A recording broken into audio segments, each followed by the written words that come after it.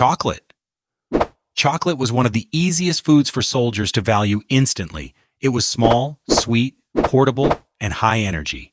You could hide it in a pocket, save it for later, or hand it over for something you wanted more. That mattered because most army food was practical, not pleasurable. Canned meat, hard biscuits, powdered drinks, and anything that could survive storage and transport. Chocolate broke that pattern. It felt civilian, a normal treat from before the war, something closer to a shop counter or a care package than a ration line. That is why soldiers did not always eat it right away. A man might save a bar for a freezing night, a long march, or the quiet minutes after something terrible had happened. The smaller the item, the easier it was to protect, and chocolate was small enough to disappear into a pocket. Its value came from how many problems it solved at once. It gave quick energy. It lifted morale. It could be shared without needing a kitchen. And because everyone understood what it was worth, it could move through a unit almost like currency. In a war where most food reminded soldiers they were being supplied, chocolate reminded them they were still human. Coffee. Coffee was valuable because exhaustion was part of the job. American soldiers were waking before dawn, driving in convoys, standing night watches, waiting in cold camps, and moving again before their bodies had recovered. In that world, coffee was not just a comfort drink.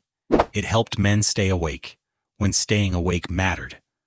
But the real power of coffee was how ordinary it felt. A soldier might be eating from a ration tin, sleeping in bad weather, or moving through a country he had never seen before. Then coffee gave him a familiar routine. Heat the water, make the cup, drink it hot, get back to work. That routine made the day easier to enter. It did not have to be good coffee. In the field, it could be instant, weak, burned, or made too quickly. But it was warm, familiar, and useful. It gave soldiers something to hold, something to sip, and something that made the next order feel a little more manageable. Its value came from timing. Coffee mattered most when men were cold, tired, bored, or about to be asked to move again.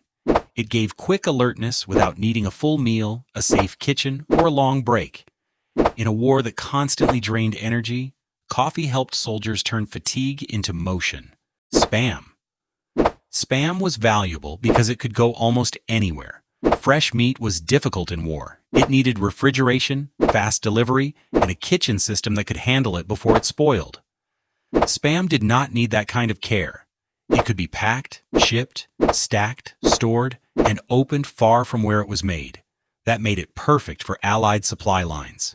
The Allies were feeding millions of men across Europe, North Africa, the Pacific, and the Soviet Union. Food had to survive ships, trucks, depots, heat, cold, delays, and rough handling before it reached a soldier. Spam solved one clear problem: movable protein. It could be sliced into bread, fried when there was a stove, diced into rice or potatoes, or eaten cold when conditions were bad. It was not elegant, but elegance was not what armies needed most. The problem was repetition. The same tin that made logistics easier also made meals feel predictable. If soldiers saw it too often, Spam became a joke before it became dinner. Men could complain about it and still understand why it kept appearing. Its value came from reliability. Spam was not the food soldiers dreamed about. It was the food supply officers could keep sending, cooks could keep using, and hungry men could still eat when fresher food was impossible. Canned peaches. Canned peaches were valuable because they changed the mood of a ration. Most military food looked practical: brown meat, dry crackers, beans, powders, tins, wrappers, and items chosen because they could last. Peaches looked different the moment the can opened. Bright fruit, sweet syrup, soft pieces. Something closer to dessert than survival food. That visual difference mattered. Soldiers did not only get tired of hunger, they got tired of sameness. The same salty, dry, preserved foods could make eating feel like another duty. Peaches broke that pattern without needing a kitchen or special preparation. That made them easy to prize. No one needed to explain why fruit and syrup felt better than another plain ration item. The value was obvious as soon as the lid came off. Even the syrup mattered because after the fruit was gone, there was still sweetness left. Its value came from contrast. Canned peaches brought color, sugar, and softness into a food world built around endurance. They could make a bad meal feel less harsh, or turn a normal ration break into something closer to a treat. In a war where most food was designed to keep men going, peaches reminded them that food could still feel generous. Eggs and bacon. Eggs and bacon were valuable because they usually meant the soldier was somewhere better. A real eggs and bacon breakfast was not easy frontline food. Fresh eggs were fragile. Bacon needed cooking. The meal needed heat, time, supplies, cooks, and a place stable enough to prepare it properly. So if a soldier got eggs and bacon, the meal already meant something before he ate it. It suggested a mess hall, a ship's galley, a rear area, a base, a leave town, or some place where the worst danger was farther away.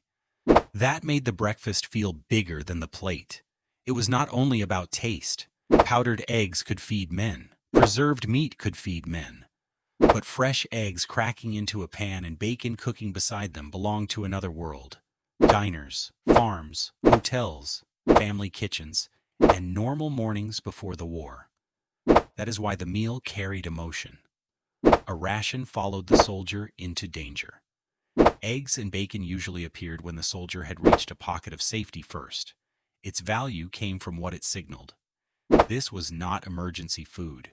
This was not food eaten in a hurry from a tin.